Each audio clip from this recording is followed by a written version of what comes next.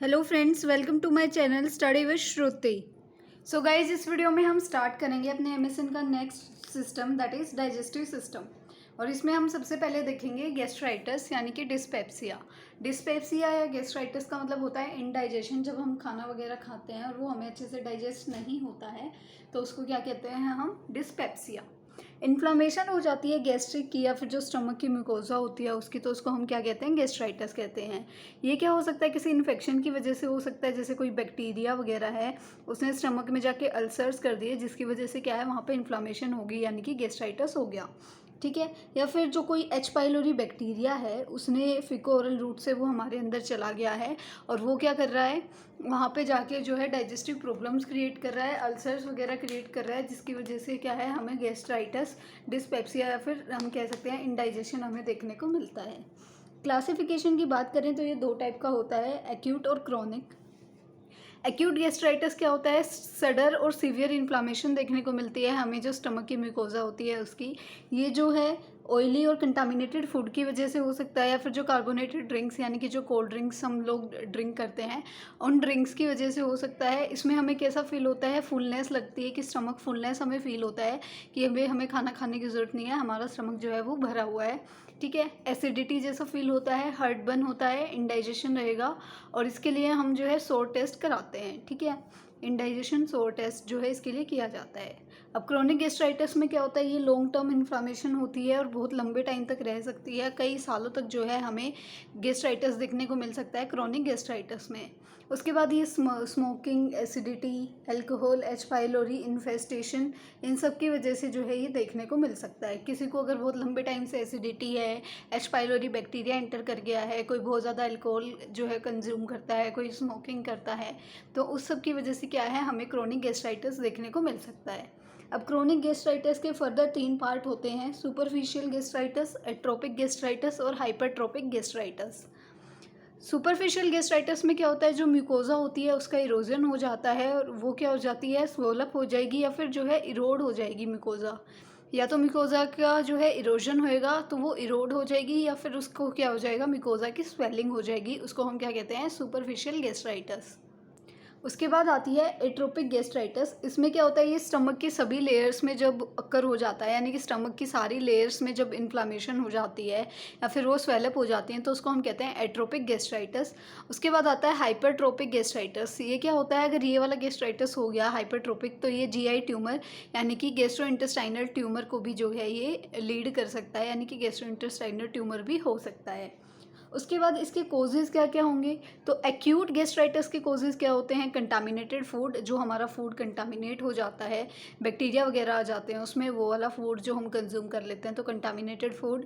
Over use करते हैं हम एनसेड्स का, कई लोग जो है बहुत ज़्यादा एनसेड यूज़ करते हैं तो वो अगर बहुत ज़्यादा एनसेड्स यूज़ करते हैं तो उसकी वजह से हो सकता है। एल्कोहलिज्म की वजह से हो सकता है। बाइल रिफ्लक्स, जो हमारा बाइल है जो स्टमक से बाहर आ जाता है या फिर स्टमक में ज़्यादा रहता है, तो मतलब सॉरी, स्टमक में जब बाइल जो है रिफ्लक्स करता है तो उसकी वजह से हो सकता है। रेडिएशन थेरेपी अगर किसी की चल रही है तो उसकी वजह से हो सकता है। और ब्लड में इन्फेक्शन हो गया तो उसकी वजह से भी हमें एक्यूट गैस्ट्राइटिस देखने को मिल सकता है। उसके बाद हम बात करते हैं क्रोनिक गैस्ट्राइटिस की, तो अल्कोहल कंजप्शन की वजह से हो सकता है। किसी की इम्यून सिस्टम बहुत ज़्यादा वीक है तो उस केस में हो सकता है। एच पाइलोरी बैक्टीरिया अगर प्रेजेंट है यानी कि इन्फेस्ट हो गया है, एच पाइलोरी बैक्टीरिया हमारे अंदर एंटर कर गया है तो उस वजह से हो सकता है। मेडिकेशंस हैं जैसे कि एस्प्रिन है या इबुप्रोफेन है, यानी कि जो पेन किलर्स हैं वो जो हम ज़्यादा कंज्यूम करते हैं तो उनकी वजह से भी हमें क्रोनिक गैस्ट्राइटिस देखने को मिल सकता है। रिस्क फैक्टर्स कौन होते हैं, यानी कि कौन लोग ज़्यादा प्रोन होते हैं, तो जो इंजेक्शन करते हैं गैस्ट्रिक इरिटेंट्स का, कुछ लोगों को क्या होता है स्पाइसी खाने से प्रॉब्लम होती है। ठीक है। लेकिन वो क्या करते हैं, वो जान के स्पाइसी फूड खा लेते हैं तो उसकी वजह से क्या होता है, उनको अगर वो गैस्ट्रिक इरिटेंट की तरह उनके लिए काम करेगा तो वो क्या है, लीड कर सकता है आगे जाके गैस्ट्राइटिस को। ठीक है। Same as H pylori infection. और क्रोनिक गैस्ट्राइटिस जो है वो ओल्डर एडल्ट्स में ज़्यादा कॉमन जो है वो देखने को मिलता है। पैथोफिजियोलॉजी की अगर हम बात करते हैं तो इटियोलॉजिकल फैक्टर्स की वजह से क्या हो रहा है, जो बैक्टीरिया की गैस्ट्रिक म्यूकोजल बैरियर है वो ब्रेक डाउन हो जाएगा, यानी कि गैस्ट्रिक म्यूकोजल बैरियर का जो है वो ब्रेक डाउन होएगा, जिसकी वजह से जो एसिड है और जो म्यूकस प्रोडक्शन है उसमें इम्बैलेंस हो जाएगा, एसिड ज़्यादा हो जाएगा और म्यूकस प्रोडक्शन कम हो जाएगी।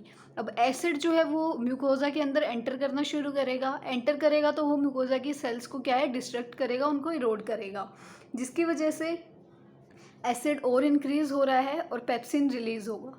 ठीक है, अब यहाँ पे देखो पेप्सिन रिलीज़ हो रहा है, इसकी वजह से क्या हो रहा है, म्यूकोजल का फर्दर इरोजन होगा, वो और ज़्यादा इरोड होएगी और एसिड भी वहाँ इंक्रीज़ हो रहा है, जिसकी वजह से ब्लड वेसल्स का जो है डिस्ट्रक्शन होगा। साथ ही साथ जब वहाँ पे डिफ्यूजन हो रहा है एसिड का, तो म्यूकोजा के लिए क्या है, वो एक एलर्जिक स्टेज है, तो वो हिस्टामिन रिलीज़ करेगा। ठीक है, हमारी बॉडी वहाँ हिस्टामिन रिलीज़ करेगी, जिसकी वजह से जो वेसोडाइलेशन है वो इंक्रीज़ हो जाएगा, लॉस हो जाएगा किसका, प्लाज्मा प्रोटीन का और म्यूकोजल एडिमा का, जिसकी वजह से हमें क्या देखने को मिलता है, गैस्ट्राइटिस।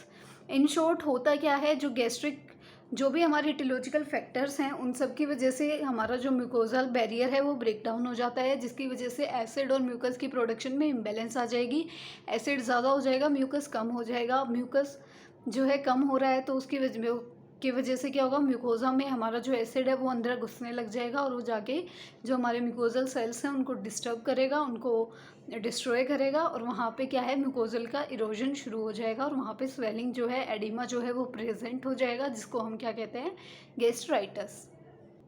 क्लिनिकल मैनिफेस्टेशंस यानी कि साइन एंड सिम्टम्स क्या देखने को मिलेंगे हमें, लॉस ऑफ एपेटाइट, भूख नहीं लगेगी यानी कि एनोरेक्सिया देखने को मिलेगा, ब्लैक और टेरी स्टूल रहेगा, बिकॉज हम खाना खा भी नहीं रहे हैं, क्योंकि हमें भूख नहीं लग रही तो हम खाना भी नहीं खा रहे हैं और हमें स्टमक फुलनेस भी वहाँ देखने को मिलता है। जब हमें गैस्ट्राइटिस हो जाता है तो हमारा स्टूल जो है वो ब्लैक और टेरी रहेगा। ठीक है, एब्डोमिनल ब्लोटिंग रहेगी, एब्डोमिनल पेन बहुत ज़्यादा रहेगा, एसिडिटी बन रही है, हार्ट बर्न हो रहा है तो हमें हिकअप्स देखने को मिलेंगे। उसके बाद क्या है, बर्निंग सेंसेशन फील होगी हमें स्टमक में, बिकॉज वहाँ पे क्या हो रहा है, जो एसिड है वो ज़्यादा इंक्रीज़ हो रहा है, तो हमें क्या है, वहाँ पे बर्निंग सेंसेशन फील होती है, इंडाइजेशन रहेगा, फूड अच्छे से डाइजेस्ट नहीं होगा, वोमिटिंग में ब्लड आ सकता है, नोजिया हो सकता है और बिल्चिंग और बर्पिंग जैसे साइन और सिम्टम्स हमें देखने को मिलते हैं। डायग्नोस्टिक इवैल्यूएशंस की अगर हम बात करते हैं तो हम पेशेंट से हिस्ट्री ले सकते हैं, उसका एक्सरे करा सकते हैं, स्टूल टेस्ट करा सकते हैं, एंडोस्कोपी करा सकते हैं, ब्लड टेस्ट करा सकते हैं, गैस्ट्रोस्कोपी करा सकते हैं और एक सोर टेस्ट जो हमने अभी पहले पढ़ा था वो हम करा सकते हैं। मेडिकेशंस क्या प्रोवाइड करेंगे, एंटासिड्स दे सकते हैं, antibiotics, H2 antagonist, anti emetics for vomiting, proton pump inhibitors administer करेंगे हम, विटामिन B12 और सपोर्टिव थेरेपी प्रोवाइड करेंगे। जो भी हमें साइन एंड सिम्टम्स फर्दर देखने को मिलते हैं हम उनको ट्रीट करने की कोशिश करते हैं। कॉम्प्लिकेशंस की अगर हम बात करें तो गैस्ट्राइटिस के बाद स्टमक ब्लीडिंग होने के चांसेस हो सकते हैं, स्टमक कैंसर देखने को मिल सकता है और अल्सर्स भी जो है हमें स्टमक में देखने को मिल सकते हैं।